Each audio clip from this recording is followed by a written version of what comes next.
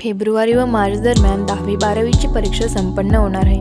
विद्यार्थ्यांनी अभ्यासाचा जोर वाढविला आहे. 10वी व 12वीचे वर्ष विद्यार्थ्यांसाठी खूप महत्त्वाचे असते. पुढे कोणत्या क्षेत्रात जायचं यासाठी आत्तापासूनच तयारी करावी लागते. जितके प्रेशर विद्यार्थ्यांना असते तितकेच त्यांच्या पालकांना सुद्धा, कारण पालकांना सुद्धा त्यांच्या मुलांकडून खूप अपेक्षा असतात. त्यामुळे विद्यार्थी अजून जास्त टेन्शन घेतात. मात्र सुरुवातीपासूनच नियमित अभ्यास केल्यास तसेच ग्रुप स्टडीज व शिक्षकांचे मार्गदर्शन मिळाल्यास प्रत्येक परीक्षा ही सोपी होते. चला तर मग आज आपण शिक्षणाच्या वेगळ्या वाटा या बातमीपत्रात काही मान्यवर प्राचार्य विद्यार्थ्यांचे मनोगत जाणून घेऊया. नमस्कार, मी प्राचार्य दीपक धोटे, ब्रिजलाल बियाणी विज्ञान महाविद्यालय अमरावती.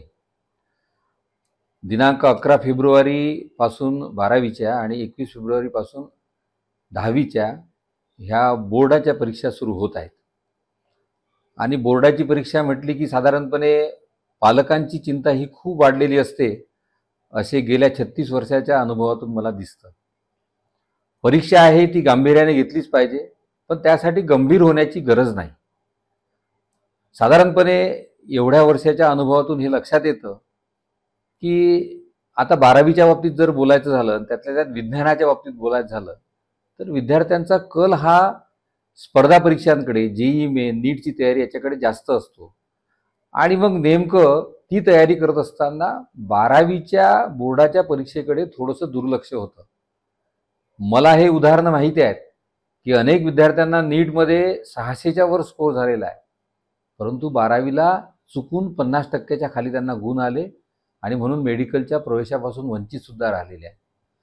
तर हे घडू नये म्हणून परीक्षांच्या बाबतीत कुठलाही गोंधळ मनात न ठेवता आणि विशेषतः पालकांनी विद्यार्थ्यांना थोडं मोकळं सोडलं पाहिजे. थोडी फक्त तयारीवर त्याच्या लक्ष ठेवलं पाहिजे. उदाहरणार्थ मग विद्यार्थी स्वतः आकलन करतो की माझे कुठले टॉपिक चांगले झालेले आहे. मग जे टॉपिक चांगले झाले त्याला थोडं बाजूला ठेवून जे झालेले नाहीत त्याच्याकडे लक्ष देणे. आणि पेपर सोडवतानाचं एकदाचं नियोजन खूप महत्त्वाचं आहे. नियोजन हे आपण सेकंदांपर्यंत आलं पाहिजे असं माझं मत आहे.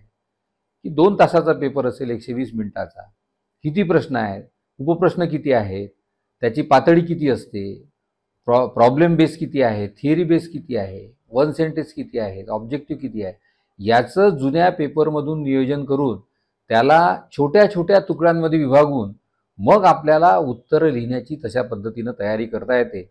आणि मला असं वाटतं की विद्यार्थ्यांनी जर हे केलं, break that whole question paper into small steps, आणि मग त्याच्याकडे त्या पद्धतीनं सिलेबसनुसार जर आपण लक्ष दिलं तर परीक्षा तुम्हाला कुठेही कठीण वाटणार नाही आणि परीक्षेत तुम्हाला घवघवीत यश मिळाल्याशिवाय राहणार नाही असं मला वाटतं. आणि म्हणून पालकांनी पण खूप टेन्शन घेऊ नये, चिंता करू नये. परीक्षेच्या काळात उलट आपल्या घरामध्ये आनंदाचं वातावरण ठेवावं. कुठेही चिडचिड पालकांची होता कामा नये. पोरगा अभ्यास करत नाही, असं करते असं करते, त्याचा कल हा जाणून घ्या.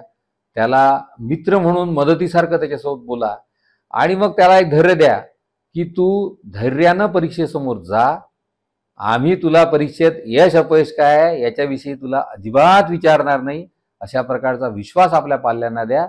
मला निश्चित वाटते की अशा प्रकारे वागणूक दिली तर विद्यार्थी हे चांगल्या पद्धतीनं परीक्षेतून बाहेर पडतील, याचा मला विश्वास आहे.